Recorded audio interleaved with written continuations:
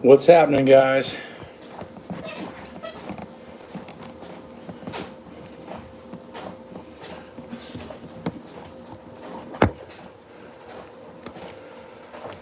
Yo, what's going on, Mass Strength? What's up, Michael Johnson? Yeah, if you guys haven't, go ahead and sign up on Patreon. That's where I answer questions personally. I'm actually out in Peoria, Arizona right now. I'm going to do an assessment on the San Diego Padres at their training camp. So I'll be out here all day today and tomorrow, doing a podcast on Monday, and then flying back on early Tuesday morning. So that's kind of what I got going on right now. Hopefully my voice holds up. It's still actually recovering from the Swiss conference that we just had last week in Canada, in Toronto. So yeah, it's been a busy couple of weeks for sure.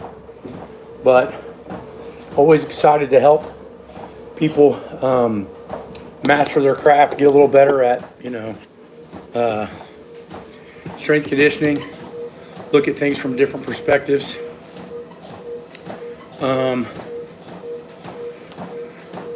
Reborn, can I build muscle from just doing powerlifting? Well, it depends on what your definition of powerlifting is, because if it's a winning strength definition of powerlifting, then yes. So if you're trying to put on muscle, my biggest tip would be join the top tier Patreon and follow the workouts that we're doing at the gym. That's going to be a nice blend of building muscle, building strength, building endurance, and work capacity. But in traditional sense, normal powerlifting in normal people's mindsets may not be the best way to build just muscle, especially if you're thinking on more of an aesthetic terms. There's probably better ways to do it. What's going on, Jacko? So hop on top to your Patreon. We can build muscle, do powerlifting movements, but I would say traditionally powerlifting is not the best way for aesthetic muscle for sure. Thoughts on Lee Haney and the way he trained? Well, Lee Haney, I think, doesn't get enough credit for how he trained and his dominance on the Olympia stage. So I think Lee Haney has a lot to offer, and I think that Lee Haney knows pretty in depth on how to train. But the problem is, guys, and this one can be a very hard one to swallow, is that we are all developed differently muscle fiber wise. Yeah, we hold a lot of similarities, but guys like Lee Haney and Dorian and Ronnie Coleman and dudes like that tend to have superior muscle genetics, not only in how they train, but the advantages of the drugs that they can utilize, and their body will actually turn into muscle. I've seen guys on grams of testosterone, so thousands of milligrams a week, and not really put on a lot of muscle just because their receptors are not that good. Yeah, Tom Platz definitely doesn't get recognition for sure, but you got to remember, when those guys were bodybuilding in their heyday, bodybuilding was still kind of an underground thing. So when Tom Platz was at his best, it was still kind of an underground sport. But yeah, you're right. I mean, there's a lot of guys from that generation that don't get the respect they deserve. After college boxing, I went from 226 to 282. Powerlifting alone, just by moving to the south and eating well. Yeah, I mean, a lot of times nutrition is heavily underplayed. If you're not getting in the right caloric amount for the goals that you have, it can be a difficult road and task to put on muscle. Now, I'm not saying you can eat like an asshole, and maybe even for you, mass strength conditioning, 226 to 282, depending on how long that took, can be good or bad.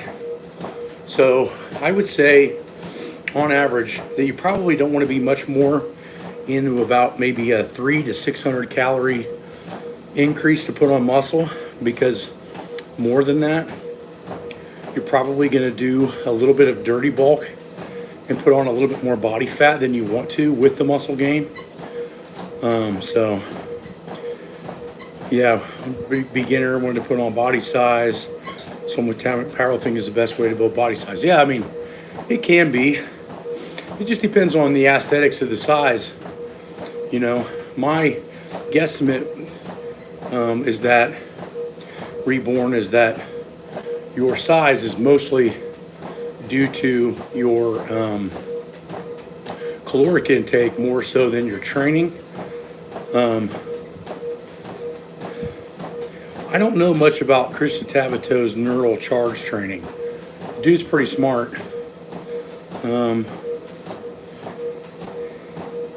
Yeah, I'm sure. Yeah, when you gain 50 pounds, cardiovascular system really has to work a lot harder. I feel so much better at right at or a little bit under 250 than I did at, say, 305, 310, which was at my biggest. What's going on? Good morning, guys. Good morning, my friend and Matt F. How you doing? So yeah, I'm out in Peoria, Arizona. I'm gonna work with the Padres today for the entire day, and then some tomorrow. Do a podcast Monday, and then fly back home on Tuesday. I'm starting to find that these jobs and or assessments are becoming a little bit more frequent with these pro teams. Watching from Kepler 186F. Wish you all the best there. Oh, thanks. Badass, yeah. Well, I didn't start off a badass. Took a long time to get there. A lot of reading, a lot of studying, a lot of getting out of my comfort zone. Yeah, I'm actually training the coaches today. So the head strength coaches of the Padres, they want me to take them through skill training like squatting. They want to get the fine-tune points of box squats. They seem to be training very similar to how I tell people to train, which is hilarious because this is the first interaction I've had with the San Diego Padres, and they seem to be doing a lot of the stuff that both myself and Louis Simmons have been telling athletes to do for years that everybody wants to argue about. So I find it interesting that people in the middle want to argue on how to train, and people at the top all share very similar mindsets.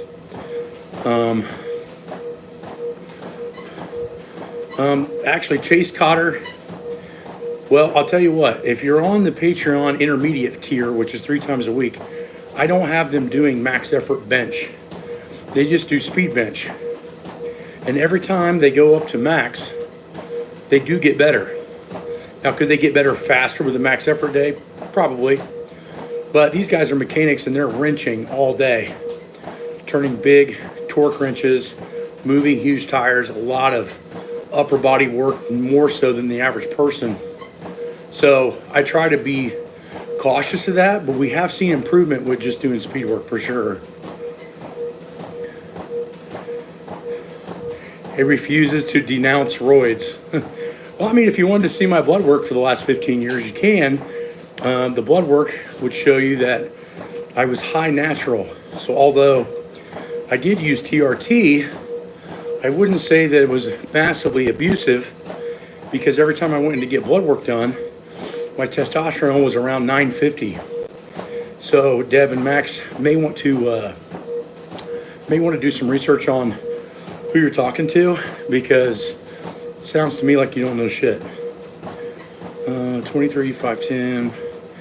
I have an eating disorder, but I want to start eating again. Honestly, hey Cobb, I don't know, buddy. That's not quite enough information for me to help. A gallon of milk a day will not be a good idea. I watched a guy that was a mechanic. He was drinking close to a gallon of milk a day, and his triglycerides were somewhere in the neighborhood of about 6 times over normal. So although I think that milk and even certain forms of dairy in moderation are really good, I think that having that massive amount of lactose, especially in milk, because it tends to have a decent amount of sugar, I don't think is a great idea. And plus, if you do a little bit of research and you talk to people that use a lot of dairy,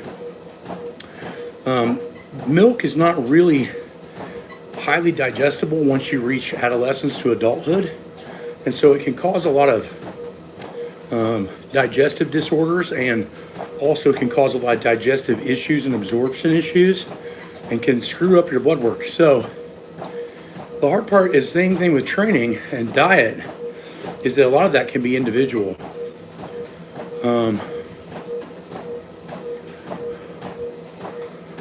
Rear delt pain. Rear delt pain is probably not the rear delt at all. It's probably the supra infraspinatus of the joint capsule or the rotator cuff. I would go to a professional, have them take a look at it and make sure that you don't have a slight rotator cuff tear. I'm not saying milk is bad. I'm just saying you have to be very careful in overdoing it, and make sure you go get blood work done, because you could be ramping up your triglycerides and screwing up a lot of your blood work. Any suggestions for getting back to in shape postpartum? Cameron, yeah, absolutely.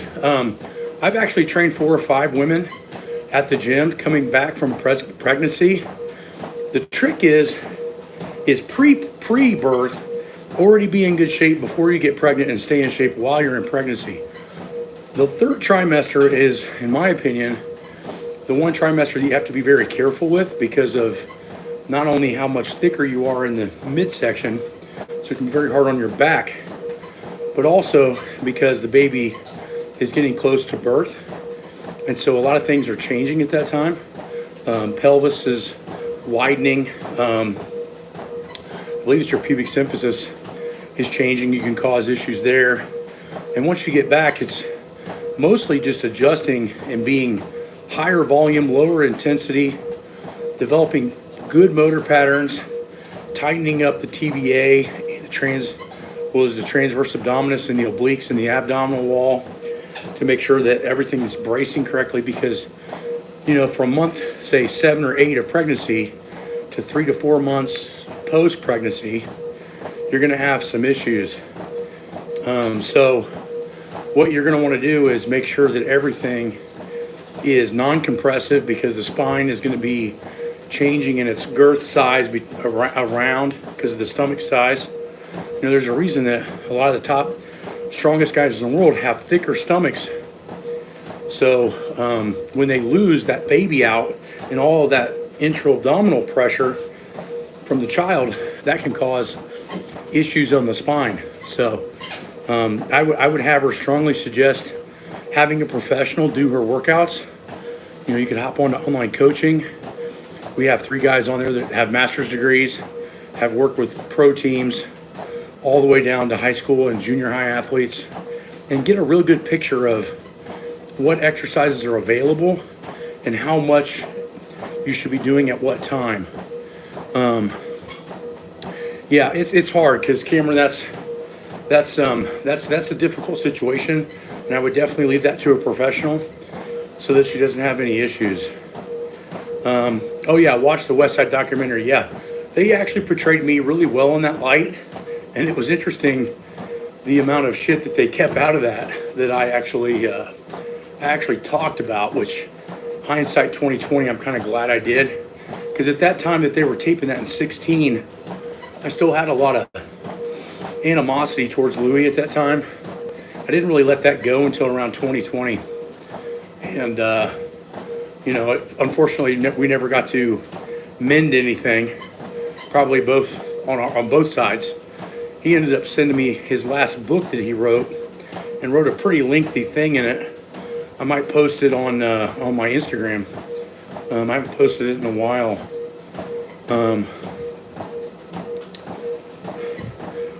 Want to talk a bit about Michael Yesis and Dr. Mike Israel question about Louis.